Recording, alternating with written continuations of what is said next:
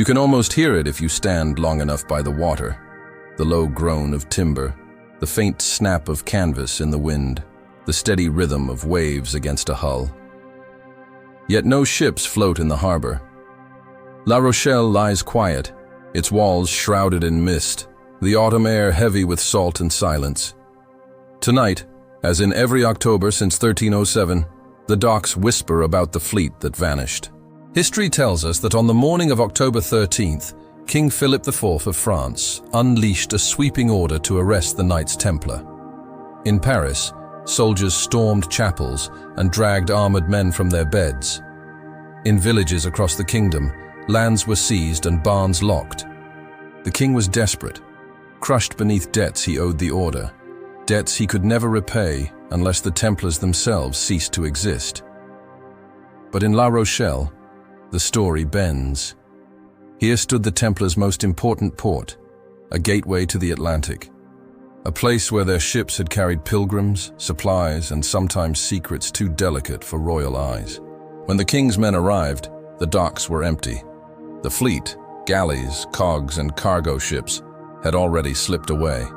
No battle scarred the shoreline, no wreckage washed ashore, no record in the port ledgers explained their departure. A fleet, whole and silent, had vanished into the fog. Witnesses left fragments, like half-burnt pages of a book. A monk in a nearby abbey scribbled that the ships departed without horn or bell, only torches moving like fireflies upon the tide. A merchant claimed he saw wagons arriving days earlier, carrying barrels sealed with wax and crates too heavy for one man to lift. And a fisherman whispered that he glimpsed white sails marked with crimson crosses gliding past the headland, though he heard no voices, no orders shouted across the deck. The scene, he said, was like a procession of ghosts. The facts remain hard and cold. The king's arrest order was issued on October 13th, and the Templars indeed maintained a fleet at La Rochelle. The plausible explanation, drawn from scattered notes, is that the order had been warned. Someone in the papal court, or perhaps within the king's own circle, may have betrayed the secret long enough for the knights to act. But the legend, that part cannot be ignored. Sailors swore the fleet left in absolute silence, sails filling without wind, moving faster than any natural tide, as though carried not by oars, but by destiny. And so the harbor became a riddle carved into stone and salt. If the ships were not seized, not scuttled, not destroyed, where did they go? Scotland, where rumors say the fleet anchored in hidden bays. Portugal, where the Order of Christ would soon rise from the Templar ashes. Or did some sail further still, westward into waters medieval Europe had barely imagined? Each theory stretches like a road vanishing into the horizon, and all of them begin here, with the quiet emptiness of La Rochelle. The air tonight smells of tar and rope, though no ship remains to give off such scents. The gulls circle lazily above the tide pools, their cries echoing against the city's ramparts. If you close your eyes, you can almost picture the silhouettes of masts against a harvest moon, a line of ships creeping into the unknown, their holds heavy not only with gold and grain, but with something more elusive, knowledge perhaps, or relics that could not be surrendered to kings or popes. This moment, this silence at the water's edge, became the first thread of a tapestry that would unravel across centuries. It is here that the great question begins. Did the Templars flee in panic, scattering to the winds, or did they execute a plan, carefully timed, perfectly executed, as if the arrests themselves had been anticipated? The absence of records, too neat and too total, suggests something more than chance. It suggests intent. And so the docks of La Rochelle carry a story larger than their stones. They are the stage where history left a gap, and into that gap, legends rushed like the tide. Some say the fleet sailed west into mist, seeking lands remembered only in half-forgotten maps. Others believe the ships scattered to trusted allies, some rebranded under new banners in Venice or Genoa, their red crosses scrubbed away but their mission intact. Still others whisper that the fleet carried no men at all, only treasure, scrolls, relics, perhaps truths too dangerous to let fall into the wrong hands. The wind picks up, rattling the wooden beams that jut into the sea. You imagine the creak of rigging, the shout of orders, though the docks are long abandoned. The truth remains locked beneath centuries of silence, but one thing is certain. The night the Templars disappeared from La Rochelle was not an ending.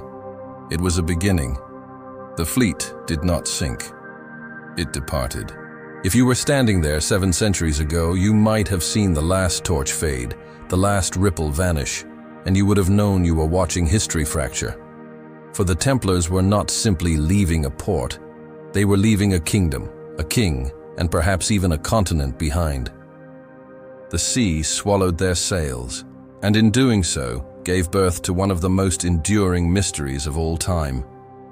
Even now, when the fog rolls in thick from the Atlantic, some say you can still hear them. The low rumble of hidden cargo, the faint flap of canvas, the whispered prayer of men who chose exile over surrender. Ghost ships, some call them. But perhaps they were never ghosts at all. Perhaps they were survivors, slipping into a world beyond maps, carrying with them the silence that would echo for centuries. The story of the vanished fleet begins here, in the whispers of La Rochelle. A silence too heavy to ignore, a void too deliberate to dismiss. And if you listen carefully, you might realize the question that matters most is not where they went, but why. The sound of coins is never far from the heart of this story. Not the jingle of a merchant's purse or the clatter of copper on a tavern table, but the heavy, deliberate weight of kingdoms owed and kingdoms bankrupt. To understand why the Knights Templar were hunted, you must understand debt, the kind that suffocates kings and corrodes thrones. Philip IV of France, remembered by some as Philip the Fair and by others as Philip the Ruthless, was a monarch both ambitious and desperate. By 1307, his wars against England and Flanders had bled his treasury dry. Taxes rose, coinage was debased, yet the vaults remained hollow. And when kings grew desperate, they turned to the only bankers capable of moving fortunes across borders without armies, the Templars. For decades, monarchs had deposited treasures in Templar strongholds, confident in the order's incorruptible discipline. Gold that entered their vaults could be withdrawn at commanderies hundreds of miles away. Pilgrims carried letters of credit instead of coins, safer against brigands. In this way, the Templars created what some historians call the first international banking network. But for Philip, what began as convenience became chains. His crown was mortgaged to the men in white mantles, and each campaign he waged only tightened their hold. Imagine the king in his chamber, pacing before maps of lost battles, accounts spread across the table, every column ending in deficit. Each number whispered the same truth. He was not master of France, but debtor to an order whose loyalty was owed not to him, but to God. Pride could not endure it. Ambition would not forgive it. So Philip sharpened a weapon deadlier than swords: accusation. The charges against the Templars still echo with sensational darkness: heresy, blasphemy, idol worship, obscene rituals. Confessions were dragged from bruised throats in dungeons, parchment stained with the sweat of torture. Most modern historians dismiss them as fabrications, concocted by inquisitors eager to please their king. Yet in 1307, the charges served their purpose. Heresy justified seizure. Blasphemy excused greed. A debt erased under the guise of moral righteousness. But Philip was not alone. Across the river in Avignon, the papacy had been drawn into his orbit. Pope Clement V, a man of fragile health and weaker will, found himself bound by the king's influence. The papacy had long distrusted the Templars, suspicious of their wealth, their autonomy, their secretive rituals. Now Philip offered Clement both pressure and excuse: dissolve the order, and the church itself would inherit its riches. Refuse, and risk a fracture between crown and cross. Silence became the Pope's response. Documents that might have exonerated the Templars were sealed. Questions that might have saved them were never asked. And into that silence, Philip's soldiers moved, seizing knights across France in one synchronized dawn raid. Yet the silence is suspicious in another way. If the Pope had truly wished to eradicate the order, why did he not coordinate with other kingdoms more effectively? Why, in England and Spain, did the arrests falter, delayed, or half-hearted? Why did some monarchs resist, warning their Templar allies to flee? It is as though the papacy's hand trembled, unable to grip the sword Philip had thrust into it. Perhaps Clement knew what the king did not, that the Templars had already begun to vanish, their wealth and fleet quietly dispersed, their archives sealed in monasteries beyond the crown's reach. Perhaps he allowed silence to do what words could not, preserve fragments of the order while appearing complicit in its fall. Or perhaps he was simply afraid, cornered by a king who had already burned heretics in Paris without papal consent. Step now into the streets of Paris on that fateful October day. Imagine the smoke rising from Templar commanderies, the clang of armored boots on cobblestones. Prison wagons groan under their cargo of chained knights. The crowds murmur prayers and curses, some believing the king's accusations, others uneasy at the swiftness of judgment. In the distance, the bells of Notre Dame toll, not in celebration, not in mourning, but as if to mark a turning point too heavy for human voices. Meanwhile, in La Rochelle, the harbor lies empty. No smoke, no chains, no soldiers, only silence. The fleet is gone. And here the tension crystallizes. If Philip and Clement had truly struck with secrecy and speed, how could entire ships have escaped? Unless, of course, the fleet was never meant to be taken. Unless warnings had flowed through papal channels, whispered in corridors where loyalty wavered, or through merchants in Venice and Genoa who owed the Templars favors too old to betray. Skeptics argue for simpler explanations.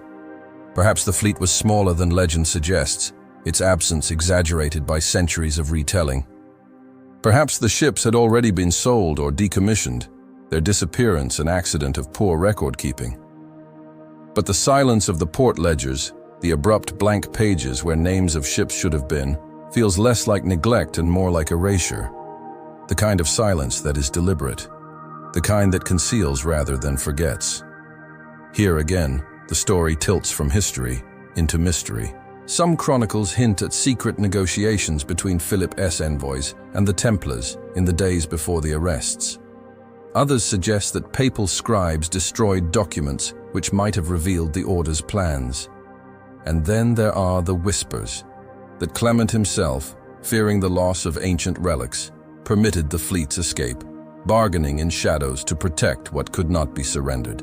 What is certain is this: a king in debt and a pope in silence created the storm into which the fleet sailed. Gold was the kindling, pride was the spark. But it was silence, the calculated refusal to speak, that allowed the fire to spread. Stand at the threshold of that silence now. Picture Philip's court, glittering with borrowed jewels, the king's jaw clenched as he imagines treasure slipping beyond his reach. Picture the papal chambers in Avignon, heavy with incense, the pope's quill hovering above parchment, uncertain whether to write judgment or reprieve. Between them hangs the shadow of the fleet, not yet legend, not yet ghost, but already gone. And ask yourself, if the greatest power in Europe could not seize it, where did it go? The question lingers like incense in a vaulted chapel, cloying, inescapable. Some stories begin with thunder and swords. This one begins with coin, silence, and the echo of sails that no longer filled the harbor. The sea narrows as you drift north. The gray waters grow colder, darker, until the wind itself feels sharper, scented with peat smoke and rain. Ahead rise the cliffs of Scotland, jagged guardians of a land that, in 1307, stood at the edge of both geography and politics. If the Templar fleet vanished from France, it is here, among glens and castles, lochs and ruins, that whispers claim it reappeared. The timing is uncanny. In the very year Philip IV moved to crush the Templars, Scotland found itself under siege by another crown. Edward I of England, the Hammer of the Scots, had died the year before, but his son, Edward II, pressed on with the invasion. Scotland's defenders were scattered, their leaders imprisoned or slain. Only one man, Robert the Bruce, remained stubborn and unyielding, waging a war of attrition from forests and highlands. He was king in name, but exile in practice. And then the chronicles falter. After his excommunication for killing a rival in a church, Robert stood alone, condemned by both crown and cross. Yet within a few years, his fortunes reversed. By 1314, he would lead Scotland to its legendary victory at Bannockburn, crushing an English army far larger than his own. Historians attribute the victory to strategy, terrain, and morale. But legend asks a different question. Who suddenly armed and funded the exiled king? Some accounts, written long after, claim that ships bearing the Red Cross arrived on Scottish shores, their holds filled with not gold alone, but battle-hardened knights. A 15th century chronicle by Walter Bower describes soldiers from beyond the sea, clad in strange mantles, who fought beside Bruce's men. He does not name them Templars, but the implication lingers. Others whisper of Templar treasure landed in Argyll or the Hebrides, hidden in caves and castle vaults. Fact, of course, is more elusive. No record in Robert's surviving letters mentions such allies. Yet Scotland, unlike France, had every reason to welcome fugitives from papal wrath. Excommunicated himself, Bruce had nothing to lose by harboring heretics branded by Rome. If a fleet truly did sail north, Scotland was one of the few safe harbors it might find. Imagine the scene: dark ships gliding into a misty inlet, their sails furled, their prows scraping against black stone. Silent figures step ashore, not to conquer, not to claim, but to survive. They bring coin, weapons, perhaps relics, and they offer allegiance to a king as outlawed as themselves. In return, they find sanctuary in a land beyond papal reach. Skeptics argue the story is too neat. They point out that Bruce's victory at Bannockburn came not from heavy cavalry, once the Templar specialty, but from schiltron formations of Scottish pikemen. If Templar knights had fought there, where are the records of their charges, their banners, their heraldry? The battlefield yields none, and yet, scattered across Scotland, faint echoes persist. In Rochelle, south of Edinburgh, a chapel would rise in the 15th century, adorned with carvings so dense with symbols that entire libraries have been written in their interpretation. Some see pagan myths, others Masonic codes, but still others insist the roots stretch back to Templar lore. Spirals, crosses, and star maps carved in stone as though preserving knowledge passed from ship to land. Further north, legends cling to the Isle of Mull, where locals still tell of hidden vaults sealed in rock, chambers that no fisherman dares open for fear of curses older than memory. In the Highlands, cairns bear carvings of ships no Scot would have drawn, single-masted, square-sailed, like those that once slipped away from La Rochelle. Always the same shape, always pointing west. The plausible explanation is that fragments of the fleet reached Scotland, but not as a conquering army. Instead, they came as exiles, scattering into monasteries, castles, and clans. Their presence was not written in ink, but in influence. In the sudden resources Bruce seemed to command, in the uncanny resilience of his rebellion. If the Templars brought even a fraction of their treasury, it could explain how an outlaw king sustained his war against the wealth of England. And then comes the legend, persistent and seductive, that beneath the soil of Scotland lies the greatest of Templar relics, the Grail, the Ark, or texts from Jerusalem never meant for royal or papal hands. Treasure hunters still dig in secret, following clues carved into gravestones and chapel lintels, convinced that the vanished fleet carried not just knights, but holy cargo into Scottish earth. Step into Bannockburn at dusk, when the fields are empty and the air carries only the sound of wind through grass. Picture the moment when the English army, vast and confident, broke against the stubborn line of Scottish spears. In the chaos, amid cries and steel, imagine a small band of riders, disciplined, silent, clad in mantles without heraldry, cutting through the fray. leaving behind no record but a victory too decisive to be explained. Did the Templars fight there? The archives refuse to say. The silence, again, is too precise. But silence does not erase possibility. It invites it. And so the story of Scotland becomes another thread in the tapestry of the vanished fleet. Perhaps it was only rumor, born of a people hungry for allies. Perhaps it was myth, woven centuries later into Bruce's legend. But perhaps, just perhaps, it was truth. A chapter hidden not in parchments, but in the stones of castles, in the carvings of chapels, and in the enduring mystery of a victory that changed a nation's fate. The mist thickens as you leave the battlefield behind. The road leads west, toward coasts more remote, toward seas that call with voices older than kingdoms. Scotland may have sheltered the fleet, or it may have been only a stop on a longer journey. For the Templar cross, it seems, always pointed beyond the horizon. The tide carries you away from the misty cliffs of Scotland, down the western edge of Europe, where the Atlantic pounds with a different rhythm. The waters turn warmer, the skies brighter, and the coast of Portugal rises in view. Fortresses perched on rocky headlands, monasteries tucked behind groves of olive and pine. If Scotland was a land of exile, Portugal was a land of transformation. Here, the story of the vanished fleet shifts from survival to continuity, from silence to reinvention. The year was 1319. 12 years had passed since the mass arrests in France, and the ashes of burned Templars still haunted Parisian squares.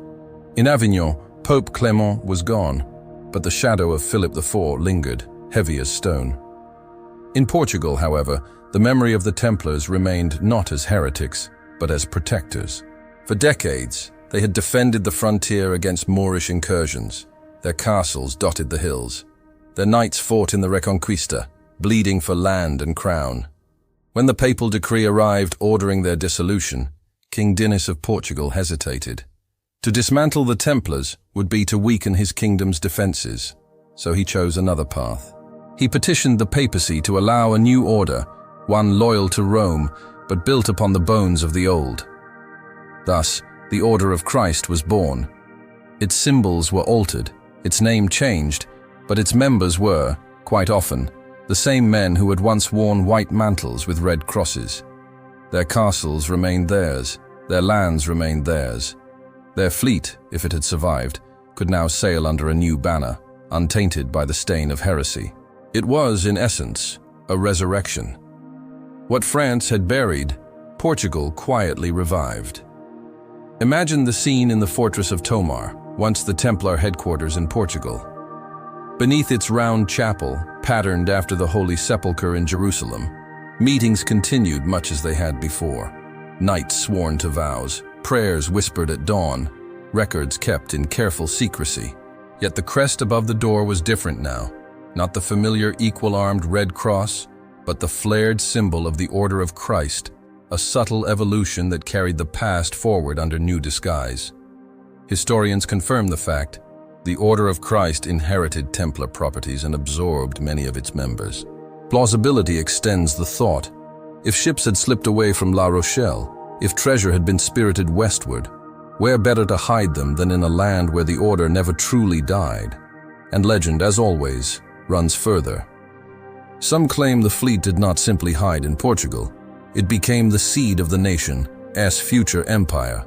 2 centuries later, when Portuguese caravels set out across the Atlantic, their sails bore the cross of the Order of Christ. Henry the Navigator, prince and patron of exploration, was himself the Order's Grand Master. Under his guidance, maps were drawn, routes charted, and a tiny kingdom on Europe's edge transformed into a maritime power that spanned oceans. Skeptics call this coincidence. Believers whisper it was continuity, that the navigational knowledge preserved by Templars, their charts from the east and perhaps from the west, were passed down quietly until the world was ready to use them. Picture a manuscript locked in a chest beneath Tamar's walls, coastlines sketched with mathematical precision, stars aligned for voyages beyond sight of land. Such a document, useless in the 14th century when Europe reeled from plague and war, might become priceless in the 15th when sails sought India and beyond. Was the age of discovery truly a beginning? Or was it the unsealing of secrets carried by ships that had once fled France? The plausibility strengthens when you trace the order's wealth. Even after the Templars were branded heretics elsewhere, Portugal's new knights enjoyed steady revenues, lands, and privileges. They financed shipyards, maintained fleets, and trained sailors. Their vaults, unlike those in Paris, were never emptied. Where did that continuity come from, if not from the treasures and logistics of the Templars themselves? Yet the legend weaves another thread, that among the artifacts preserved by the Order of Christ was something far older than maps or gold. Some whisper of relics carried from Jerusalem, scrolls written in languages long dead, fragments of a truth too dangerous for kings or popes. These were not displayed, not catalogued, not paraded. They were hidden, guarded by vows. Their existence hinted only in carvings and in ritual. One late account speaks of a crypt beneath Tamar, where initiates swore oaths before a relic described only as Lucerna abscondita, the hidden lamp. Was it symbolic, or was it a fragment of the Templar treasure preserved in silence? Stand now in Tamar's convent, its cloisters echoing with the drip of water, the hush of sandals on stone. Imagine a procession of men, cloaked not in white but in dark robes, carrying sealed chests down narrow stairs into vaults untouched by sunlight. Outside, banners have changed, but inside, the discipline remains the same. The fleet, if it came here, did not vanish. It transformed, just as the Order itself had done. Of course, skeptics argue differently. They claim the Order of Christ was a convenient fiction, a way for Portugal to keep military resources without defying Rome outright. They dismiss talk of fleets and relics as romance layered upon bureaucratic survival. And yet the symbols carved into Tamar's walls persist. Crosses entwined with spirals, globes etched into stone centuries before Columbus. The line between fact and legend blurs until both seem part of the same design. If you walk the battlements of Tamar at dusk, the fields below glowing gold in the setting sun, you might feel it, that sense of continuity, of something carried forward under new names. The silence of La Rochelle, the exile of Scotland, all seem to converge here in Portugal, where survival was not only possible but sanctioned. The Templars may have died in France, but here their ghost wore flesh again. And perhaps this is the lesson the vanished fleet teaches most clearly. Disappearance is not always destruction. Sometimes it is disguise. Sometimes it is preparation. And sometimes, as in Portugal, it is a seed planted in stone, waiting to grow into something larger than its time could imagine. As night falls, you hear the bells of Tamar ring across the hills. Their echoes mingle with the river's song, with the faint rustle of leaves. Somewhere, hidden in the archives of the Order of Christ, the faint memory of sails still waits. Sails that left La Rochelle, sails that crossed waters unknown, sails that carried not only treasure, but the continuity of an idea. It begins not with sails, but with ink. Before a ship dares the open sea, before a compass is set against the stars, someone must draw a line on parchment, a fragile arc meant to hold the weight of oceans. In the late Middle Ages, Europe's official maps, the Mappa Mundi, were circles of faith more than geography, sacred diagrams with Jerusalem at the center and the edges fading into myth. The world, to Christendom, was not a place to measure, but a story to tell. But the Templars had been elsewhere. For 2 centuries they had lived in the East, not only among Crusader lords, but among Arab mathematicians, Jewish scholars, and Moorish navigators. In Baghdad's House of Wisdom, in Cordoba's libraries, in the port cities of the Levant, maps were not allegories, but instruments. Coastlines were charted with angles and numbers. Astrolabes measured the heavens. Knowledge moved across languages like tides. The knights who stayed long enough to listen may have carried home more than relics. They may have carried charts. And then, a strange document surfaces. In the mid-1500s, in a private library in Bruges, a manuscript known only as the Chart of Shadows appeared briefly before vanishing again. Its fragments were transcribed by a Jesuit scholar who described annotations in the hand of Templar scribes. Most shocking of all, the map depicted not just Western Europe and North Africa, but a faint landmass to the far west labeled Terra Nova Incognita. The coordinates he copied correspond roughly to the eastern seaboard of North America. If authentic, it would predate Columbus by nearly 2 centuries. Skeptics dismissed the Jesuit as a mystic, too eager to find secrets where none existed. The original chart, after all, was stolen or destroyed. But the fragments he recorded align with other anomalies, like the 1345 Portuguese map showing an unlabeled landmass west of the Azores, or the Pizzigani chart of 1367, which includes strange western arcs unaccounted for by official voyages. These documents do not prove discovery, but they suggest awareness, a whisper of lands across the horizon long before 1492. The most famous of these is the Vinland map, unveiled in the 20th century, its authenticity debated ever since. It depicts parts of North America labeled Vinland, supposedly drawn in the 15th century. For decades, scholars dismissed it as forgery, but chemical tests on the ink muddied the verdict. Some notations resemble Latin shorthand common in 13th century Templar documents. Coincidence, say the critics. Continuity, say the believers. What matters is not certainty, but the pattern. Again and again, coastal outlines appear where no European should have sailed. Again and again, ships are drawn in the margins pointing not east to Jerusalem, but west into the Atlantic. Again and again, annotations whisper of shores unseen. Imagine standing before one of these maps, candlelight trembling across vellum. The ink has faded, the parchment cracked, but the lines remain. Arcs suggesting continents, dots suggesting islands, a red cross etched near the page's edge. To a modern eye, they are curiosities. To a Templar preparing a fleet, they might have been instructions. Some historians argue that the knowledge could have filtered from older sources. The Phoenicians, master sailors of the Mediterranean, may have left fragments of sea lore. The Carthaginians, destroyed by Rome but not erased, may have whispered of lands far west. When Moorish scholars preserved fragments of ancient texts, the Templars, through contact in Iberia, may have absorbed them. If so, their maps were not discoveries, but inheritances. But legend, as always, drifts further. In a codex discovered beneath Tomar's chapel in the 1800s, one line stands out. Beyond the veil, where stars bend lower and time unwinds. At first glance, it reads like poetry. Yet sailors know the truth hidden there. The stars do bend lower as latitude shifts. To write such words is not myth, it is observation.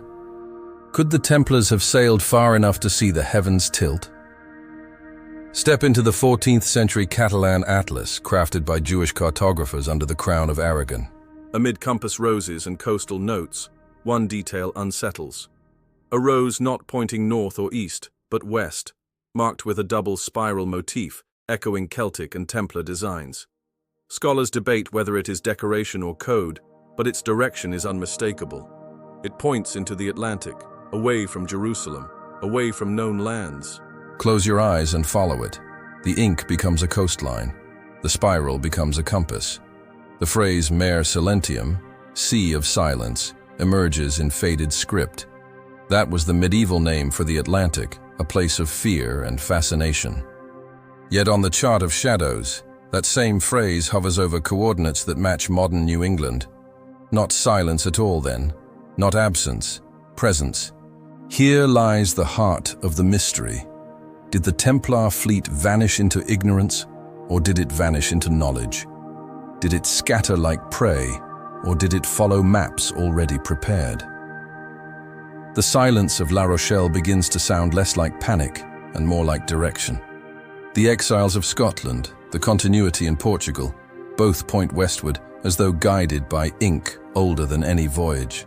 Skeptics insist these maps are misread, their anomalies exaggerated by imagination. Medieval scribes often copied rumors as if they were facts.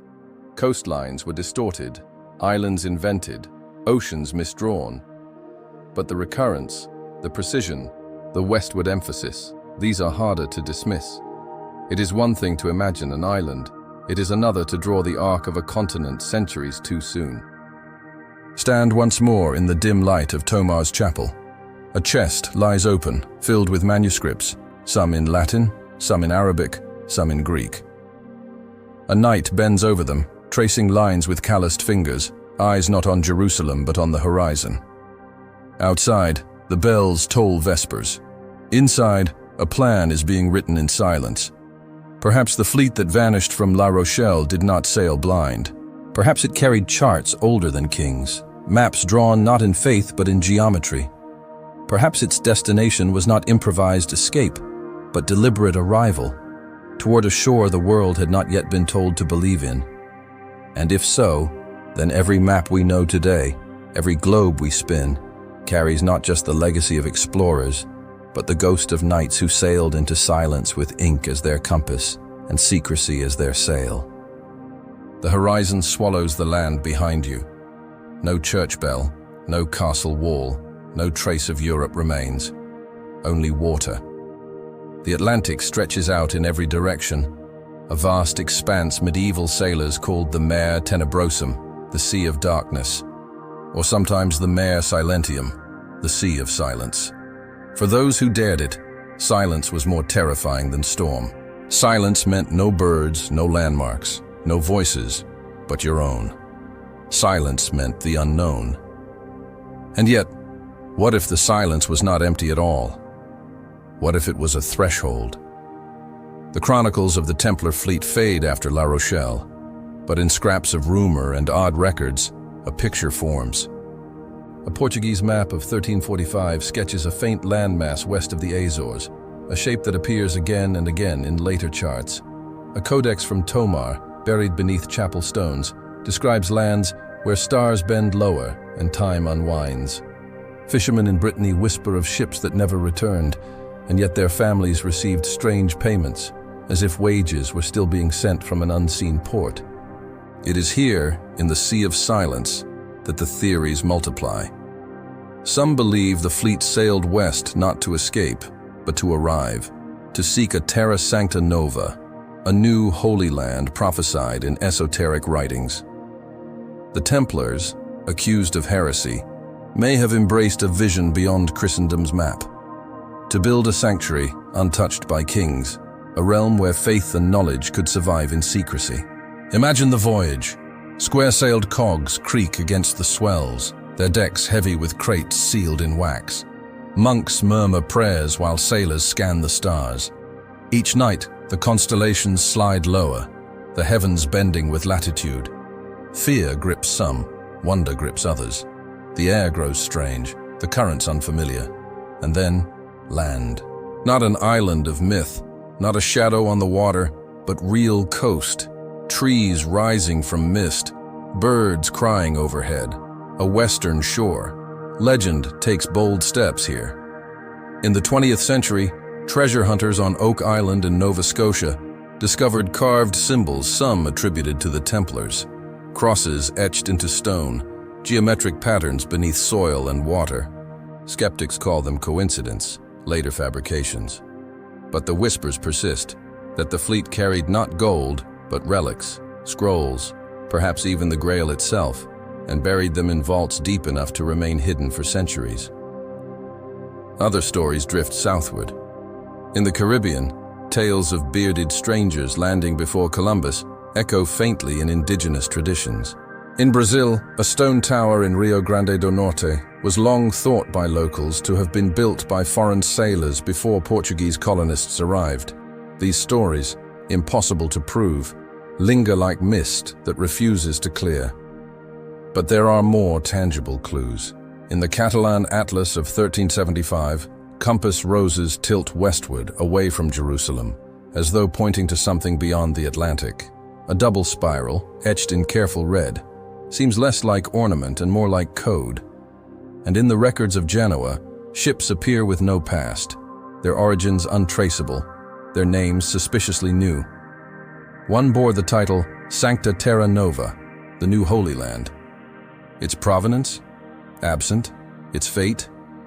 Unknown. What if the Templars were not fleeing at all? What if they were continuing a mission that began in Jerusalem, passed through Scotland and Portugal, and found its culmination in the silence of the sea? If so, then the fleet's disappearance was not panic, but design. Not exile, but pilgrimage. Skeptics, of course, offer simpler explanations.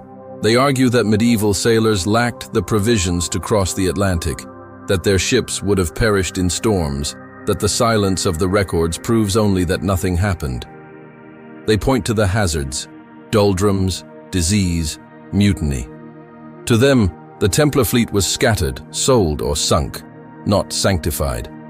And yet, the silence itself feels too precise. Not one record of wreckage, not one seized vessel, not one chronicler describing a captured ship laden with treasure. Just absence, as though the sea itself conspired to hide them. Picture yourself now at the rail of one of those ships. The sky has shifted, the stars no longer familiar. The sea glows with strange lights at night, phosphorescence rising like embers from the deep. A sailor murmurs a prayer, tracing the cross on his chest. Ahead, in the dawn, the silhouette of land takes shape. Dense forests, rivers cutting into coast, the air rich with scents unknown to Europe. You do not know its name, but you know it is not silence, it is arrival. The plausibility sharpens when we recall Portugal's later voyages. Columbus himself, trained in Portuguese waters, consulted maps suspiciously detailed for lands supposedly unknown. The Portuguese knew the Azores, Madeira, the Canaries, and perhaps more. The Templars, reborn as the Order of Christ, may have passed charts across generations until discovery became not accident but unveiling. And so the Sea of Silence becomes less a void and more a veil, a place not of absence but of concealment. The fleet that slipped from La Rochelle may have crossed it not as fugitives but as pilgrims, guided by ink older than Columbus and courage deeper than fear. Stand on a cliff in Brittany today, watching the Atlantic roll in gray and endless. The horizon looks empty. Yet beneath that line lies memory, ships that may have crossed long before the age of discovery, men who chose the silence not as death, but as destination. Their story lingers not in archives, but in the restless sea itself, whispering still to those who dare to listen. Gold glitters in every retelling of the Templars' fall. To some, it was the simple answer. The order had become too wealthy, its coffers overflowing, its lands sprawling across Europe, its fleet a mobile vault. When King Philip's men stormed commanderies in 1307, they found parchment, ledgers, wax seals, but not the treasure itself. Vaults that should have been heavy stood empty. Where had the riches gone? The most enduring theory insists they were spirited away aboard the fleet. A convoy of wagons moving by night, chests disguised beneath funeral drapes, processions no guard would dare to halt. Some chronicles mention oxen hauling carts toward the coast under torchlight, priests muttering prayers as though leading the dead, but inside the caskets lay not bodies but gold and relics. From there, the cargo passed into ship holds, sealed and silent, waiting for sails to rise. It is easy to imagine a cavernous chamber in La Rochelle, knights loading chests under moonlight, each marked not with names but with symbols, serpents, crosses, spirals. The fleet departs, not to fight, not to trade, but to vanish with wealth that could rival kingdoms. For Philip, this was the cruelest cut of all. He erased the order, but he could not touch its treasure. And yet, whispers suggest the cargo was more than coin. During the trials, accusations surfaced again and again that the Templars worshipped a mysterious head, that they kept secret relics, that their oaths were bound to something hidden. Most historians dismiss these charges as inventions under torture. But could a kernel of truth have been buried within the lies? Some accounts hint at relics brought from Jerusalem, perhaps artifacts seized during the Crusades, objects never entrusted to Rome. Scrolls in strange languages, fragments of stone from beneath the Temple Mount. Even the possibility of texts older than the Gospels, knowledge that might challenge the authority of church and crown alike. If such things existed, hiding them would be more important than gold. Consider the phrase found in a 14th century Portuguese port record, cargo of uncertain value. Not silver, not grain, not arms, uncertain. The wording is curious, repeated in multiple logs from France to Portugal, as though it were a code known only to insiders. To the world, it was meaningless. To the Templars, it may have meant everything. Legends grow wild here. Some say the Holy Grail itself sailed west, guarded by knights who swore never to let it fall into unworthy hands. Others speak of the Ark of the Covenant, hidden in vaults beneath castles before being moved again under the cover of darkness. Oak Island in Nova Scotia has become a shrine to such theories. Pits and shafts dug deep into earth and water, booby-trapped as though to guard something too dangerous to recover. Crosses carved into stone there resembled Templar marks found in Europe. Coincidence or continuity? But treasure need not be relics of divine power. Knowledge can be treasure, maps, charts, documents that trace the lineage of kings, exposing secrets of legitimacy, financial ledgers that detail debts too embarrassing for monarchs to face. In an age when parchment could be more dangerous than sword, perhaps the fleet carried truths that could have unraveled kingdoms. Better to bury such truths in silence than let them fall into hands eager to use them. Picture a vault beneath a coastal cliff. Chests stacked like coffins, wax seals intact, dust gathering where no hand dares to touch. The air is damp, heavy with the scent of salt and stone. Torches flicker, but the light cannot pierce the depth. What rests inside is not meant to be retrieved, not now, not soon, maybe not ever. Preservation, not possession, was the goal. Skeptics roll their eyes. To them, the treasure is myth spun from disappointment. They argue the Templars' wealth was always exaggerated, more in land and influence than in bullion. They insist the stories of hidden relics are nothing more than echoes of medieval imagination, the product of an age when rumor traveled faster than fact. And yet the absence of evidence can speak louder than presence. The vaults were empty, the ledgers silent. If nothing had been hidden, something should have been found. One phrase carved into stone at Gisors Castle in France haunts the debate: non omnis in terris. Not all is on earth.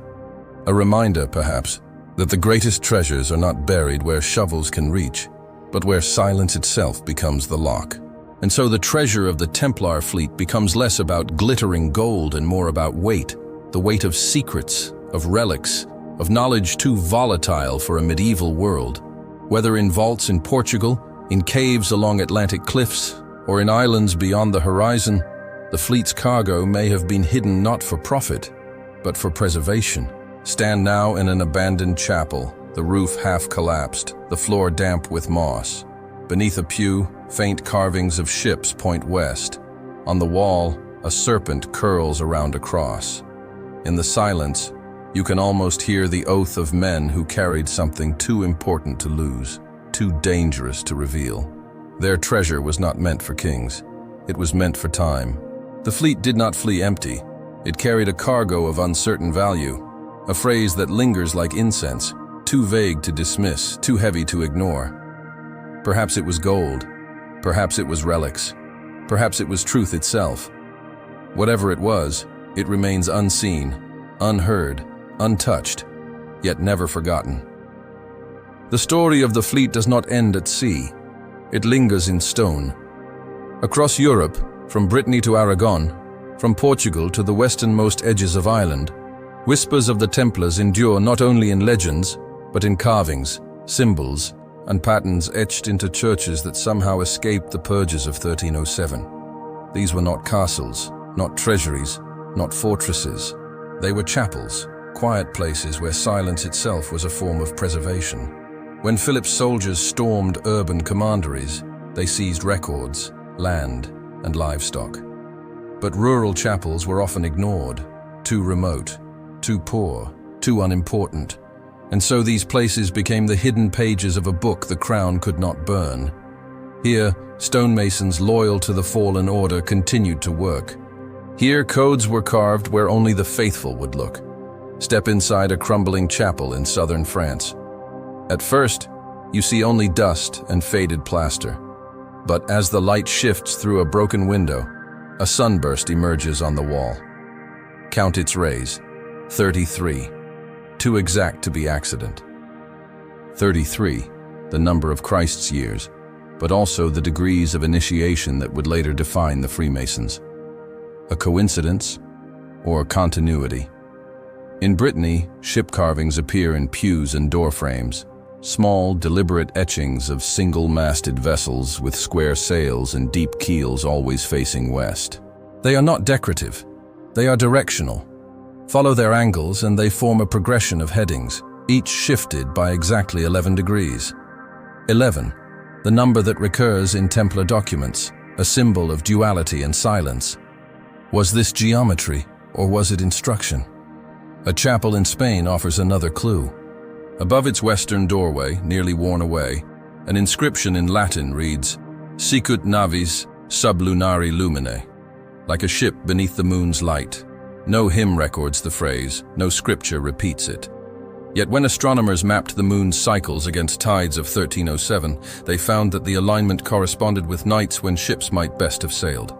A message hidden in poetry. A code disguised as prayer. Then there is Rochelle Chapel in Scotland, famous for its dense lattice of carvings. Angels, vines, stars, strange patterns that resist easy explanation. Skeptics call it medieval ornamentation. Believers see encrypted memory, spirals echoing the double spiral compass of the Catalan Atlas, stars aligned to hidden maps, symbols meant not to proclaim, but to preserve. To stand inside Rochelle is to feel the weight of a message too carefully constructed to be meaningless. And the messages multiply. A stained glass window in Chartres shows a ship anchored not by rope, but by ivy. In Christian symbolism, ivy meant memory, endurance. The anchor meant hope. Together, perhaps, they whispered of a fleet waiting in silence, bound not to the sea but to time. In Portugal, the cloisters of Tomar reveal spirals wrapped around crosses, their ends pointing westward, as though the very stone itself leaned into the Atlantic. Imagine walking through these sanctuaries centuries later. The air heavy with candle smoke, the pews long abandoned. You run your fingers along the wall and feel a carving. Faint, deliberate. A circle crossed by lines. A compass? A seal? Its placement is odd, not at eye level but at shin height, as if meant only for those who knelt or bowed. Not for lords, not for kings, but for those who carried memory and silence. Cryptographers have begun to see patterns where others saw decoration. In 2007, mathematicians studying spacing between carvings in a French abbey found a progression that matched the Fibonacci sequence. Coincidence, perhaps, but Fibonacci himself traveled through Islamic lands where the Templars once walked. Numbers that were not supposed to exist in Europe until centuries later may already have been carved in stone, hidden from those who would not recognize them. Silence itself became code. A Templar chaplain in Aragon wrote of the clavis silenti, the key of silence. Songs not sung, prayers not voiced, paths not drawn but marked in sign. To modern ears, this sounds like metaphor. To those who study the order, it may have been instruction. To communicate not in words, but in absences, in gestures, in the quiet persistence of symbols. Skeptics argue differently. They say medieval churches are full of ships, stars, and suns. These were symbols of salvation, not secrets. The westward orientation, they claim, was natural for coastal builders. The numbers, the spirals, the alignments, they were artistic flourishes, not encrypted maps. Perhaps they are right. But what makes the Templar marks unsettling is their recurrence. The same ships, the same spirals, the same uncanny silence across chapels hundreds of miles apart. Picture yourself kneeling in one such place. The pew is rough beneath your hands. Light streams in through broken glass. The silence is deep enough to hear your heartbeat. And then you notice, carved just above the altar, a crescent, a line, a star. To anyone else, meaningless. But to sailors who once watched the night sky tilt as their ship slipped south and west, it is a memory of latitude, preserved not in parchment, but in stone. The treasure may have been sealed in chests and lowered into vaults, but the map, the key, was etched in silence across Europe, waiting for eyes trained to see. Not declarations, not confessions, breadcrumbs. A ship carved here, a spiral etched there, a phrase in Latin above a forgotten door. Pieces of a story the world was never meant to read in full. And so the fleet lingers not only in the sea, but in silence made solid, in chapels that crumble yet still whisper, in numbers scratched into walls, in symbols pressed into glass. Not proof, perhaps, but presence, not treasure, but trace. Enough to suggest that the fleet was not lost. It was remembered, secretly, in stone. Rivalries often shape history more than alliances. For every banner that waves in triumph, another flutters in its shadow. If the Templars were the sword of Christendom, the Hospitallers were its shield. Both were born in Jerusalem, forged in the crucible of crusade, and for nearly 2 centuries they fought side by side. But when one order was condemned, the other endured. And some say the endurance was not passive. Some say the Hospitallers absorbed what the Templars left behind: men, lands, and perhaps even ships. The papal decrees of 1312 are clear enough. Pope Clement V, under the pressure of Philip IV, dissolved the Knights Templar at the Council of Vienne. Their wealth and property, so the bull declared, would be transferred to the Knights Hospitaller. It was a neat solution, at least on parchment.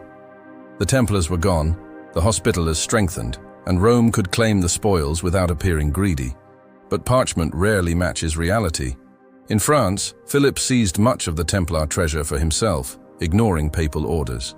In England and Aragon, transfers were partial at best. In Portugal, as we've seen, the Order of Christ was created to protect continuity. Yet in other regions, in Italy, in the Mediterranean islands, in pockets of Eastern Europe, something more subtle may have happened. Hospitaller commanderies swelled, not only in wealth but in personnel. Men who should have vanished under trial reappeared under new mantles. Names erased from one register reappeared in another. A silent migration. Imagine a knight awaiting trial in 1310. His brothers already burned in Paris. His vows threatened by the rack. Then, a quiet offer. Trade the red cross of the Templars for the white cross of the Hospitallers, and live. History will never know you were once condemned. Loyalty shifts not from faith, but from necessity. How many chose survival over martyrdom? Records hint at this. In Rhodes, where the Hospitallers established their island fortress, lists of new arrivals in the early 14th century include men with distinctly French names. Some match those recorded as missing in the Templar arrests. Coincidence? Or camouflage. The Hospitallers, after all, had fleets of their own. Ships patrolled the Aegean, clashed with Ottoman corsairs, ferried supplies across the Mediterranean. If a Templar vessel slipped into their harbors, who would question it? The plausible argument is simple. The Hospitallers inherited not only land, but logistical networks, ships, ports, and perhaps fragments of the fleet folded quietly into their navy. This would explain why some Mediterranean charts from the 14th century suddenly show increased accuracy, knowledge perhaps passed from one order to another. But legend, as ever, deepens the shadow. Some chroniclers whisper that the Hospitallers did more than absorb, they concealed. That among the Templar treasures assigned to them were relics they never declared, relics that never appeared in papal inventories. A reliquary of stone found in Rhodes bore carvings of serpents entwined around a cross, a motif more Templar than Hospitaller. In Malta, centuries later, tunnels beneath the co-cathedral reveal chambers lined with ships carved into walls, their sails marked not with the Maltese cross, but with something older, something equal-armed and red. Skeptics call this wishful projection. The Hospitallers, they argue, had their own long history and their own symbols. They needed no borrowed lore to define themselves. And yet, the silence around certain transfers remains suspicious. The papal records list property moved, but entire estates vanish from one inventory and never appear in another. Where did they go? Were they seized by kings, hidden by locals, or quietly sheltered by hospitallers who saw no need to confess every acquisition? Picture the island of Rhodes at twilight. The sea burns gold as galleys return to harbor. On their decks, knights unload crates, barrels, sealed caskets. Some bear the white cross of the hospitallers, others remain unmarked. The docks are crowded, the records brief. Who would notice if one chest, one ship, one man slipped into anonymity under a different banner? Perhaps this explains why, in later centuries, the hospitallers were rumored to know more of the sea than they should. When the Ottomans drove them from Rhodes in 1522, they retreated to Malta, transforming it into a fortress bristling with cannons and secret tunnels. Some of these tunnels, excavated in modern times, reveal symbols that do not match hospitaller heraldry. Instead, they resemble older carvings, the kind found in French and Portuguese Templar sites. Was this simply the recycling of masons' designs, or continuity carved in stone? Silence becomes telling here. If the hospitallers truly absorbed the Templar fleet, why did no knight ever confess it? Not even under duress, not even in the centuries that followed. Perhaps because silence was safer. To admit sheltering heretics was to invite excommunication. To admit possessing forbidden relics was to invite destruction. Better to let the Templar traces dissolve into their own myth while continuing the mission beneath the cloak of another order. Skeptics argue that the hospitallers were rivals too bitter to offer refuge. But history complicates this. Rivals they were, but rivals bound by the same vows, the same battles, the same exile from Jerusalem. If the Templars had truly carried treasure too volatile for crown or papacy, who else could have kept it safe but their brothers in arms? Stand now in Valletta, Malta's capital, in the shadow of St. John's Co-Cathedral. Beneath the marble floors lie crypts of hospitaller knights, their tombs engraved with crosses that gleam in candlelight. Walk deeper, into tunnels carved long before the cathedral, and you might find a different symbol scratched into the stone. A square cross, plain and red once, though now only faintly visible. A memory, not a proclamation. A whisper, not a shout. If the fleet of La Rochelle did not sail west, perhaps part of it sailed east, blending into the Hospitallers' navy, its identity erased but its presence intact. Not lost, not buried, absorbed. And so the question sharpens. Did the Hospitallers save the Templars by disguising them? Or did they consume them, erasing their identity while inheriting their secrets? The records will not answer. But the silence, once again, speaks louder than any decree. The island rises from the sea like a fortress carved by the gods. Malta, jagged limestone, sun-bleached bastions, harbors deep enough to hide fleets. To the Hospitallers, driven from Rhodes in the 16th century, it became sanctuary and citadel.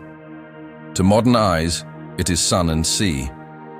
But beneath its streets lies something older, darker. A labyrinth of vaults and tunnels that whisper of secrets hidden long before cannons bristled on its walls. Walk through Valletta today, and you might sense it. The streets run in neat grids, the legacy of engineers. But under the grid sprawls disorder. Passages cut into rock, spiraling stairways that lead nowhere, sealed doors etched with crosses that are not quite Maltese. Tourists glimpse only fragments, chambers opened as museums or wine cellars. But beyond the lit corridors stretch miles of stone veins, uncharted, untouched. Historians assure us these were granaries, cisterns, wartime shelters. And many were, but scattered among them are anomalies. Chambers too ornate for storage, too vast for water. Walls lined with ship carvings, niches shaped like altars, symbols more familiar in French and Portuguese chapels than in hospitaller strongholds, marks that echo the Templars more than their supposed rivals.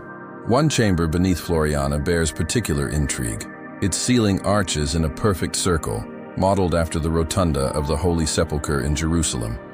At its center lies a stone dais, carved not with the 8-pointed Maltese cross, but with a square, equal-armed cross. The grooves are deep, precise, worn smooth as though touched by countless hands. Official guides call it a reused medieval chamber. But reused by whom? And for what? Silence answers. Local lore adds another layer. Maltese fishermen tell of tunnels that lead from Valletta's harbor to hidden inland vaults, wide enough for carts. Some claim treasure was stored there, carried ashore under cover of night. Others whisper of the library below the sea, chambers where manuscripts wrapped in waxed cloth were stacked like bricks, guarded by silence. In wartime, these tunnels sheltered civilians. In older times, perhaps, they sheltered something else. Consider this. If remnants of the Templar fleet merged with the Hospitallers, where better to conceal them than Malta? An island fortress, impregnable, cut through with vaults invisible to spies. A place where treasure could be stored, relics hidden, and ships repaired without record. Malta's position made it a crossroads, between Europe and Africa, east and west, a perfect place for secrecy to endure. Archaeologists excavating beneath Birgu in the 1980s uncovered a sealed chamber lined with amphorae, untouched since the medieval era. Among the pottery were fragments of parchment, illegible but written in Latin shorthand, unusual for Hospitaller records. Some bore a serpent motif, entwined with a cross.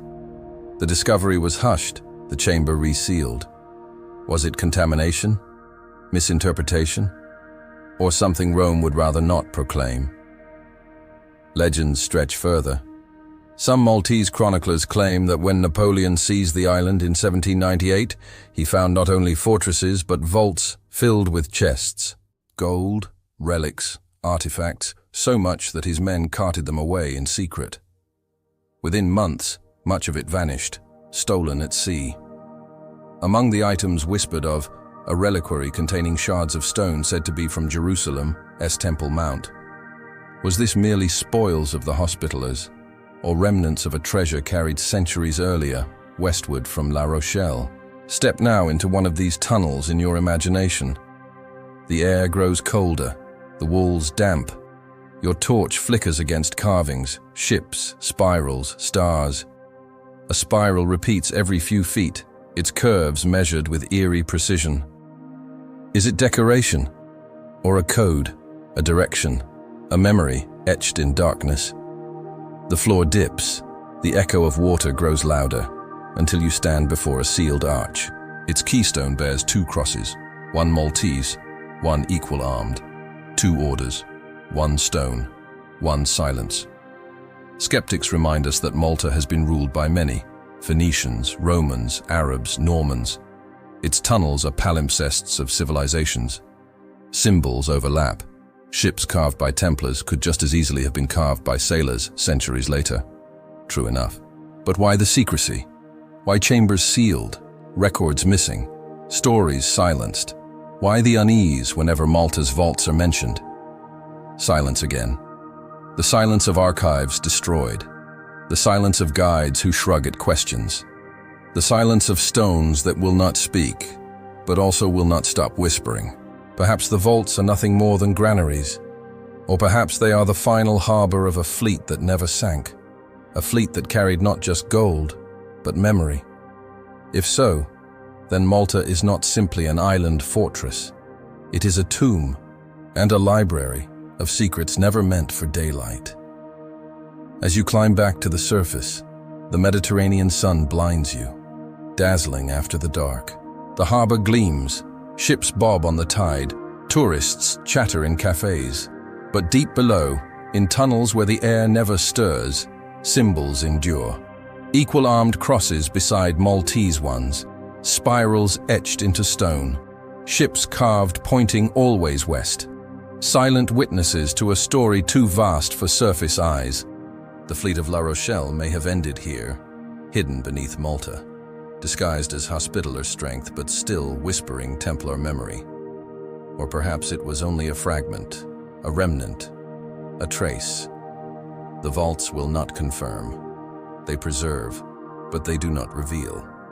And in that silence lies their greatest power. You leave Malta's limestone corridors behind, but the silence clings to you like damp air. Because silence, when shaped, becomes more than absence. It becomes architecture. And the story of the Templar fleet, if it continued, needed guardians not only of stone but of secrecy. Enter the Priory of Sion, that most elusive of brotherhoods, half whisper, half myth. The Priory steps into history like a shadow. Documents surface in the mid-20th century claiming its foundation in 1099, at the dawn of the First Crusade. Its stated mission, to protect a sacred bloodline, to safeguard relics too volatile for kings or popes. Scholars dispute its existence, some declaring it an elaborate hoax, a confection of forgeries. Yet the web of references and symbols laced through archives across France and Italy resist easy dismissal. Here is what matters to our journey: the Priory. S name rises again and again in proximity to the Templars. Both orders are said to have shared patrons, cryptic correspondences, and, most importantly, a fascination with preservation. If the Templars moved their fleet into silence, could the Priory have been the hand that guided their course? Consider the Dossier's Secrets, a collection of papers deposited in the French National Library in the 1960s. Within them are genealogies, maps, coded references, all pointing toward a continuity of guardianship from the Templars to the Priory. Mainstream historians dismiss the files as fabrications, clever tricks to mislead. Yet certain details align uncannily with obscure port records, sealed church inventories, and unmarked graves uncovered near Rennes-le-Château. Hoax or not, the pattern is difficult to ignore. Picture the scene. The Templars fall in 1307, their leaders tortured, their wealth seized. But not all. Some slips away. We know this. The fleet is not destroyed. It simply ceases to exist on paper. And into this void steps a shadow order, unnamed, unbound, guiding remnants of wealth and relics into safer channels. The Priory, if real, would have needed vessels to move such treasure. Who had them? The Templars. Who could vanish them? A brotherhood already practiced in silence. Architecture again becomes our evidence. In certain French churches linked by legend to the Priory, Saint-Sulpice in Paris, Rennes-le-Château in the south, strange alignments persist. Pulpits decorated with nautical stars, floor mosaics that echo compass roses, inscriptions of ships sailing west, far from the Holy Land, carved decades after the Crusades had ended. These may be accidents of design, or they may be breadcrumbs left in stone for those who knew where to look. Then there are the symbols. The cross within a circle, noted in the chapels of Portugal and Ireland, appears again in documents tied to the Priory. Not a Christian cross, not entirely. More a compass, more a seal. Always paired with spirals, with vines, with imagery of continuity. Scholars call this syncretism, a blending of symbols. But could it be a cipher? A way to transmit direction, not doctrine. You walk now through the forests of Burgundy, where legends place priory gatherings. Ancient oaks overhead, moss underfoot, silence like a cloak. Here, according to whispers, rituals bound men to silence, not under threat of punishment, but under promise of purpose. Their role was not to preach or to conquer, but to keep. To keep the line, the relic, the knowledge alive. To keep the fleet, if only as memory. Evidence? Fragile, scattered, contested. A 14th century manuscript discovered in an abbey near Orléans contains a curious passage. The brethren of the sea carry what kings cannot hold. Their sails are not cloth but covenant. It is unsigned, undated, but the hand is consistent with other priory-attributed texts. Coincidence? Perhaps. But the language fits too neatly into the pattern of Templar silence, the idea of ships as sanctuaries, not vessels. There is also the matter of Rennes-le-Château. Much ink has been spilled over the mysterious wealth of its 19th century priest, Béranger Saunière. Some claim he stumbled upon documents linking back to the priory, others that he unearthed treasure hidden by the Templars. Skeptics argue it was fraud, a simple financial scheme. But deep beneath the gossip lies one undeniable fact. The region is littered with Templar ruins, and its churches contain inscriptions of ships, anchors, and crosses not facing east, but west. Why west? Why always west? Imagine, if you will, that the priory functioned not as a commander but as a custodian. It did not direct fleets. It preserved the memory of them, embedding hints in liturgy, symbols in stained glass, alignments in architecture. The Templars vanished from records, but their story resurfaced centuries later, not as history, but as myth, curated by hands that refused to let silence decay into forgetting. And so the controversial interpretation emerges. The Priory of Sion was not fabricated in the 20th century. It was rebranded, resurfaced, its earlier incarnations hidden beneath other names. In this reading, the Priory is the connective tissue between the Templars, maritime silence and modern whispers of lost fleets and hidden treasures. Skeptics dismiss this as romantic fantasy. They remind us that forged documents are common, that conspiracies attract dreamers. True enough. But in every forger's work, there must be a seed of plausibility. Otherwise, the story cannot take root. And here the seed is fertile. The abrupt disappearance of a fleet, the persistence of nautical imagery in unlikely places, the whispered connections between orders separated by centuries. Stand now in the nave of Saint-Sulpice.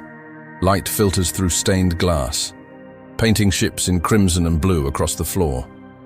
At the altar, an obelisk marks the meridian line.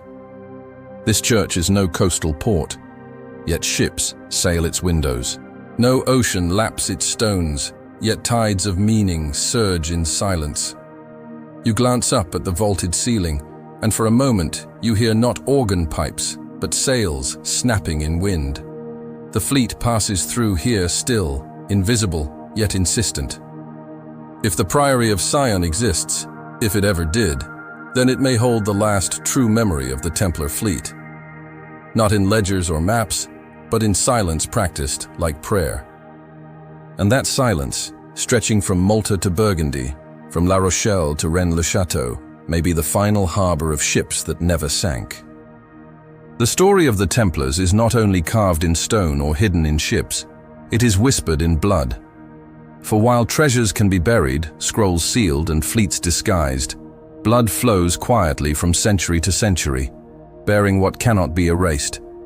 Some say the most guarded Templar secret was not gold nor relic, but lineage, blood in the veins, proof in the genes. You begin to see the thread when you follow the marriages. In France, in Portugal, in Scotland, records show Templars joining noble households, their names vanishing into family lines. A knight's tabard disappears, replaced by a baron's coat of arms. A crusader's title melts into the registry of a rural estate. This, historians say, was coincidence, the absorption of landless warriors into gentry. Yet the timing, just after the arrests, just as the order dissolved, is striking.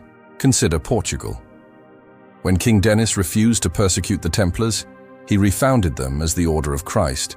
Their castles, lands, and most importantly, their families survived under a new banner.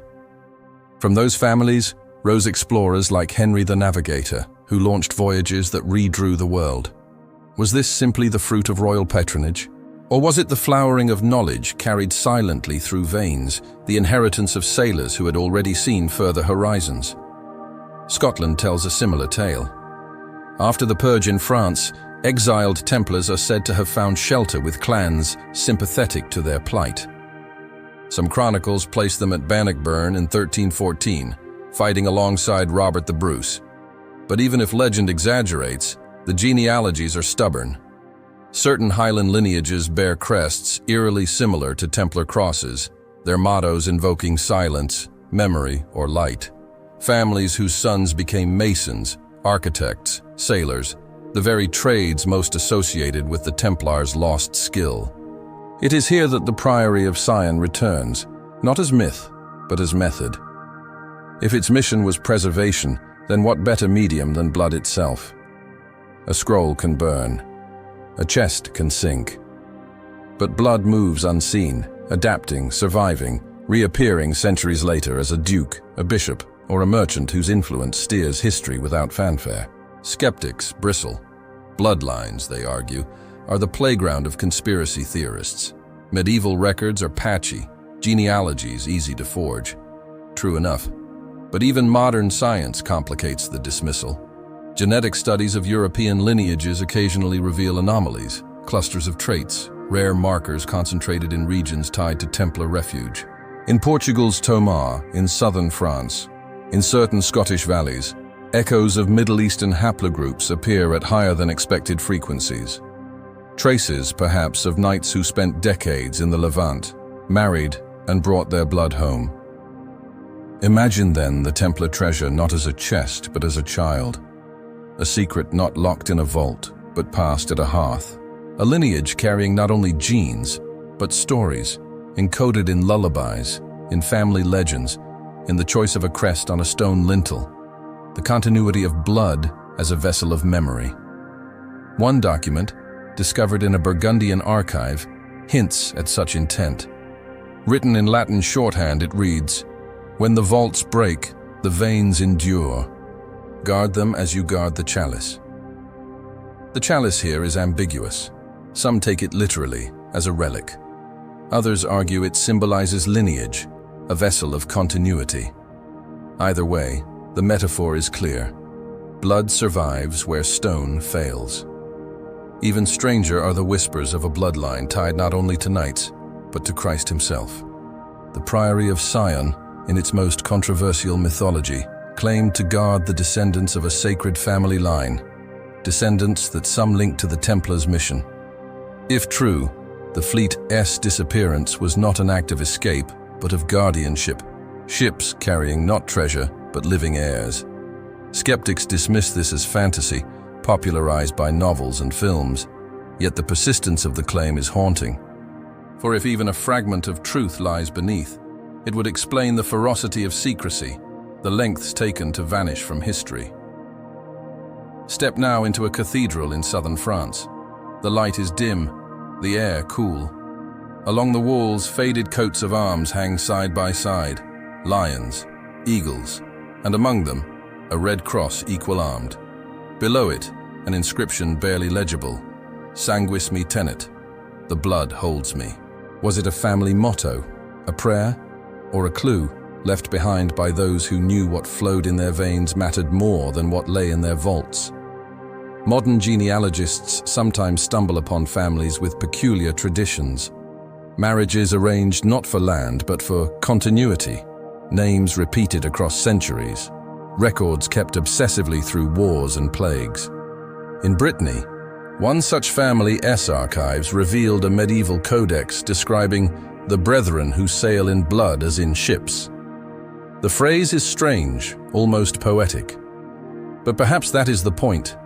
A fleet can vanish from sight, a lineage cannot.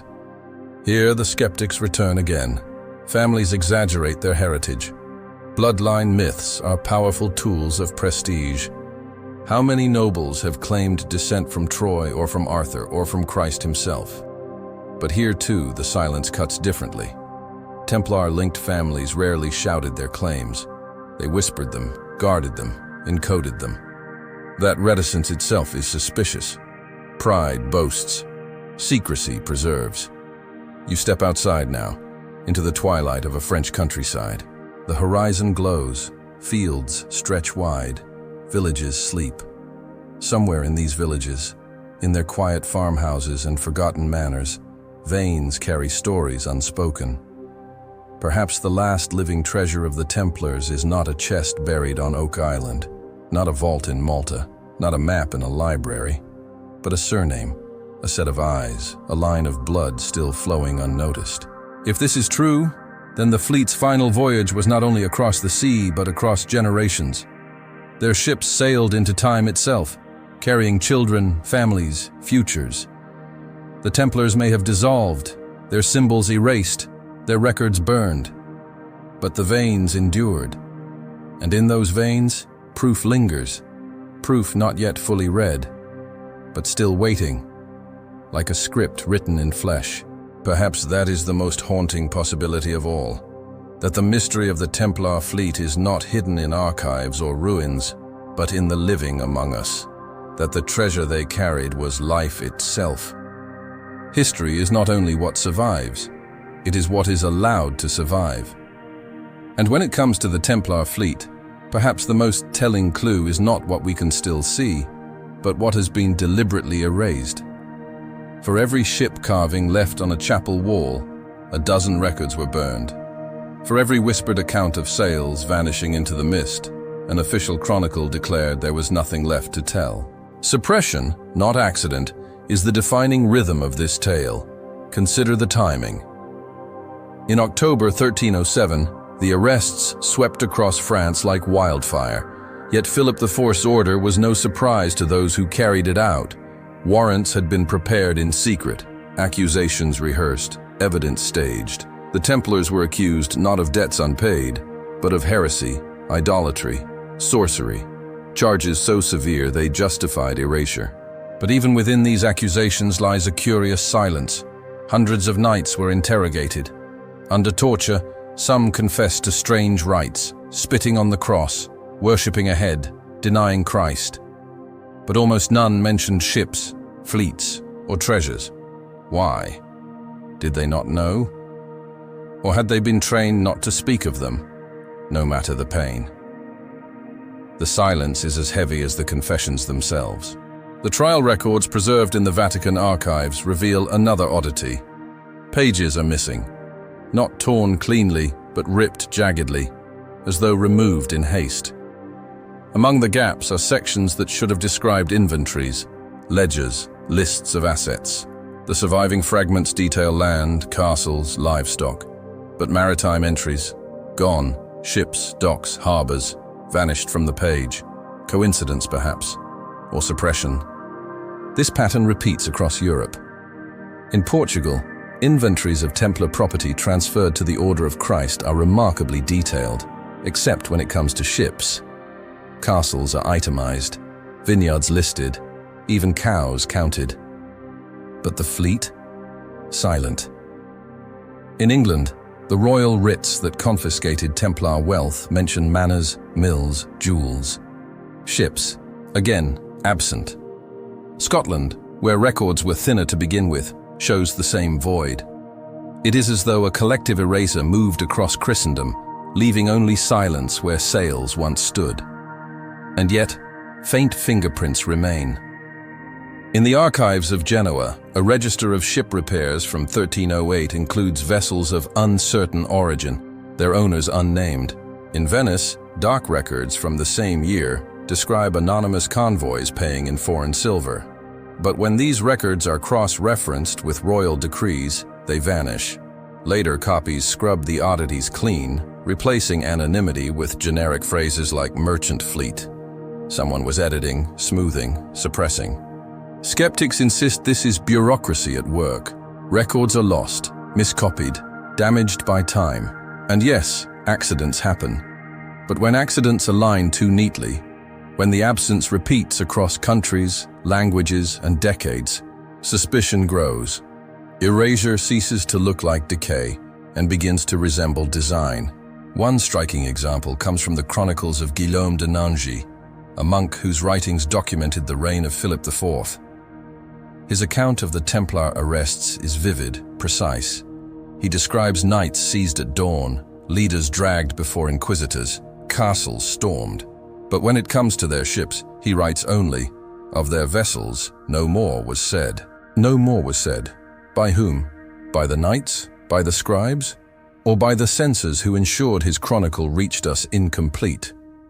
There is also the question of maps, the Catalan Atlas, the Pizzigani chart, the mysterious Vinland map, all hint at knowledge of Western lands before Columbus. And yet, mainstream cartographic histories insist such awareness was impossible. To admit otherwise would unravel centuries of narrative. So the maps are dismissed as forgeries, anomalies, curiosities. The easier path is always suppression. Better to fold the edges of the world back into ignorance than to admit someone else drew them first. This suppression extends beyond texts into stone. Some Templar chapels were razed, their carvings defaced. In others, ship etchings were scratched out, crosses chipped away. Yet not all. Enough survived to trouble the silence. In one French chapel, a ship once pointed west across the nave. Today, its hull remains, but its mast and sails have been hammered flat. Defacement, not accident. A symbol erased because someone feared what it implied. Why? The answer perhaps lies in fear itself. The Templars were not merely a military order. They were bankers, navigators, builders, thinkers. Their wealth rivaled kings. Their archives contained knowledge that challenged papal authority. To allow the story of their fleet to survive would be to admit they endured, at sea, in blood, in silence. That endurance threatened the monopoly of church and crown over truth. Suppression was safer than admission, and so revision took root. Official histories painted the Templars as greedy, corrupt, heretical. Chroniclers described their fall as divine justice. Their ships? Forgotten?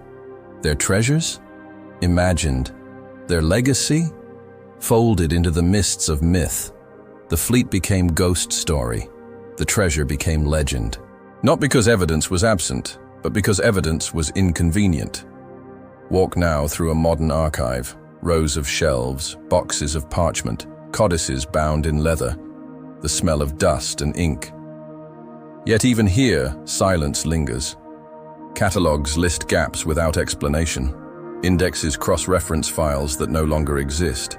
You turn a page only to find it torn, the ink bleeding into nothing. Suppression echoes across centuries. The eraser's hand is still visible, heavy as ever. But suppression is never perfect. Revision leaves seams. The more carefully a story is erased, the louder the gaps whisper. And so we are left with fragments. Ships without names, maps without provenance, crosses etched westward, bloodlines guarded in silence. Suppression could not destroy them. It only forced them into shadows. And shadows, as we know, have a way of lingering. Perhaps the greatest irony is this. In trying to erase the fleet, the authorities ensured its immortality. Silence provokes curiosity. Revision invites resistance. The more they tried to bury the story, the more it grew in legend. The fleet may have vanished from official records, but in the imagination of generations, it never sank. It sails still across history's horizon, because suppression is never final. The sea is restless, infinite. Stand on the cliffs of Finisterre in Spain, the so-called end of the world, and the horizon stretches out in a silence that dares you to imagine. For the medieval mind, that horizon was terror and temptation alike. Beyond it lay monsters, storms, the sea of darkness. But what if the Templars did not fear it? What if their fleet vanished from Europe, pressed into that darkness, and found something waiting? The possibility has haunted scholars and dreamers alike. Could the Templars have reached the Americas centuries before Columbus? At first, it seems impossible. Yet fragments of evidence whisper otherwise. Maps, legends, symbols, even carvings on stones half a world away, all suggest a connection too uncanny to dismiss outright. Begin with the maps. The Pizzigani chart of 1367, crafted in Venice, shows a vague landmass west of the Azores. Its coasts are rough, undefined, but it is there. The Catalan Atlas of 1375 echoes the same form. Most striking of all is the so-called Vinland map, a controversial parchment surfaced in the 20th century, depicting North America labeled before Columbus ever set sail. Skeptics call it a forgery, yet chemical tests hint at ink older than its supposed discovery. More intriguing still, certain notations match shorthand seen in 13th century Templar manuscripts. Coincidence or continuity? Then there are the stories. Norse sagas spoke of Vinland, a fertile western shore. Irish monks wrote of islands where bells rang in fog. But in Brittany and Galicia, fishermen told stranger tales. Ships with red crosses sighted far out to sea, sailing west and never returning. One parish record from 1332 describes villagers swearing they saw such a vessel disappear over the horizon, its sail glowing crimson in the dusk. For them, it was omen. For us, perhaps, it is clue. Archaeology adds another thread. On Oak Island in Nova Scotia, mysterious shafts and tunnels have long fueled treasure legends. Carvings resembling Templar crosses dot nearby stones. In Westford, Massachusetts, a weathered carving known as the Westford Knight depicts a figure in medieval armor, sword in hand, cross upon shield. Scholars dismiss it as pareidolia, natural erosion mistaken for art. Yet the outline is stubborn, the form undeniable. If true, it suggests a footprint of Templars across the Atlantic centuries before the Age of Discovery. Consider also the Micmac of Nova Scotia, whose symbols and star lore curiously echo Old World designs. Some anthropologists note similarities between their cross and circle motifs and Templar seals. Oral traditions speak of pale visitors arriving in great ships, bearing strange banners. The details blur with time, but the resonance lingers. Memory, perhaps, of fleeting encounters. Could the Templars have sailed so far? The question hinges on possibility. Arab navigation, Phoenician charts, Moorish astronomy, all were accessible to them in the Holy Land. They knew the stars, the currents, the winds. The magnetic compass, rumored in Europe by the late 13th century, may already have been in their hands. Add determination, the will to vanish, to preserve, to seek a new Holy Land, and the Atlantic ceases to be barrier. It becomes passage. Here, the controversial interpretation blooms. The Templars carried not treasure, but continuity. They sought not conquest, but sanctuary. The Americas, half remembered from older maps, whispered of as distant shores, offered a horizon beyond papal reach. A terra sancta, a new holy land where relics, knowledge, or even bloodlines could be hidden. If true, their disappearance was not flight, it was pilgrimage. Skeptics scoff. No wrecks have been found. No documents verify the voyage. The so-called evidence is circumstantial, stretched thin across centuries, but absence is not proof of impossibility. The sea swallows what it pleases. And suppression, as we've seen, was deliberate. If Templar sails did touch western shores, the Church had every reason to bury the fact. A discovery centuries early would undermine its sanctioned narrative of divine expansion. Better to erase than to admit. Still, the whispers persist. In Portuguese archives, a 1345 chart shows a faint arc of coastline west of the Azores. In Tomar, a Templar codex speaks of lands beyond the veil, where stars bend low. The phrasing is observational, not mythic, language born of sailors who had seen the sky shift with latitude. In Catalonia, a 14th century atlas points compass roses not toward Jerusalem but into the Atlantic. Was this symbolic or directive? Walk now into a forest in Nova Scotia at dusk. The air smells of pine and salt. The ground is soft, scattered with moss-covered stones. On one stone, barely visible, a cross carved within a circle. Touch it, and you feel the echo of a hand, centuries gone. Was it a settler's mark, a mason's idle scratch, or a breadcrumb left by those who carried silence across the sea? The skeptic in you insists coincidence. The dreamer whispers continuity. Both voices matter. But beneath them lies the sea, vast, indifferent, remembering without revealing. And so the theory persists. The Templar fleet sailed west, dividing, scattering, preserving. Some ships lost, some returned in silence, some never seen again, their sails fading into myth. And yet, when ghost ships bearing crimson crosses appear in Breton folklore, when maps whisper of unknown coasts, when stones in the New World echo Old World symbols, you cannot help but wonder. Perhaps the fleet did not vanish. Perhaps it transformed. Perhaps its true destination was not in Europe at all, but across the Atlantic, in lands half remembered, half drawn. A treasure not buried beneath Malta or Scotland, but seeded into new worlds, waiting for centuries to awaken. The sea withdraws behind you now, leaving only its rhythm in your ears. The journey has wound through ports and chapels, through vaults in Malta and forests in Nova Scotia, through bloodlines and maps and symbols carved in silence. But every thread, however scattered, drifts toward one center, the Grail. Not the jeweled cup of legend, but something deeper, more elusive. A legacy hidden not in gold or stone, but in continuity itself. The Grail, in its most enduring sense, is not a vessel you can hold. It is an idea, knowledge preserved against power, truth carried through silence. For the Templars, perhaps, it was both, a relic too sacred to expose, and a philosophy too dangerous to proclaim. If their fleet was their sanctuary, then the Grail was their compass. It did not point north, it pointed forward, toward preservation, transformation, survival. Legends entwine with history here. Medieval romances speak of knights on a quest, of a chalice guarded by the pure, of trials endured to safeguard its mystery. Scholars dismiss these tales as allegories, but allegory too preserves. Could the Grail quest have been a coded memory of the Templars' mission? A myth masking a truth, that their duty was not to conquer, but to protect? That the Grail was not a cup, but a covenant, perhaps even carried westward in the hull of a ship that never returned? Symbols repeat the suggestion. In chapels across Europe, vines encircle chalices in stained glass. Spirals coil around crosses.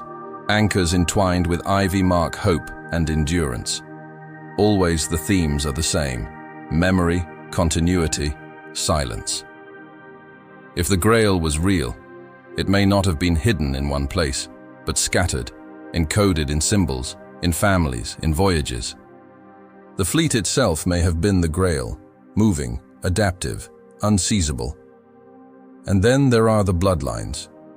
The most controversial of all theories holds that the Grail was not a relic, but a lineage, the sangreal, the royal blood. If the Templars knew of such a line, their mission would have been guardianship, not conquest. The fleet's disappearance would then take on new meaning. Not flight, but refuge. Not escape, but relocation. The Grail would not rest in chalice or vault, but in veins that still walk among us. Skeptics recoil here. Too romantic, too conspiratorial, too fantastical. Yet the persistence of the myth is stubborn, and myths, like silence, preserve what cannot be spoken. If kings and popes feared the Templars, perhaps it was not because of their gold, but because of what they guarded. A truth that undermined authority. A Grail that redefined power. Picture yourself now in a dim chapel in Tomar, Portugal. The Convent of Christ rises above, its round church modeled after the Holy Sepulchre. At the altar, light spills across a carved chalice. No relic lies within, but the air hums with memory. You touch the stone and feel the echo of hands centuries gone. Knights who prayed here, sailors who left in silence, guardians who carried something they could not name. The Grail is not in front of you. It is around you. It is the silence itself. And so the hidden legacy comes into focus. The Templars were erased on paper, burned in public, dissolved in decree. Yet their fleet escaped. Their symbols endured. Their bloodlines survived. Their silence lingered. History tried to bury them, but in doing so it preserved them as myth. And myth, paradoxically, outlives certainty. The controversial interpretation is that this was deliberate, that the Templars orchestrated their own disappearance, knowing survival required silence. They became not martyrs, not relic keepers, but shadows, carrying the Grail as memory, embedding it in stone, blood, voyage, and silence. In this way, they succeeded. They became untouchable. They became eternal. And so you sit now at the end of the path, not in certainty, but in echo. The Grail is no closer than when you began, yet it surrounds you more fully. In every chapel carving, in every missing record, in every rumor of ships seen in fog, in every whisper of bloodlines guarded in secret, the legacy persists, not solved, not revealed, but alive. The Templar fleet did not vanish. It transformed. It became silence, myth, blood, memory. It became the Grail itself. And as you breathe in the last echoes of this journey, you realize the truth was never meant to be found in vaults or maps. It was always meant to be carried in silence, across seas, across generations. Some stories end with discovery. This one ends with a horizon. And the horizon, like the Grail, always remains just out of reach, waiting, whispering, enduring,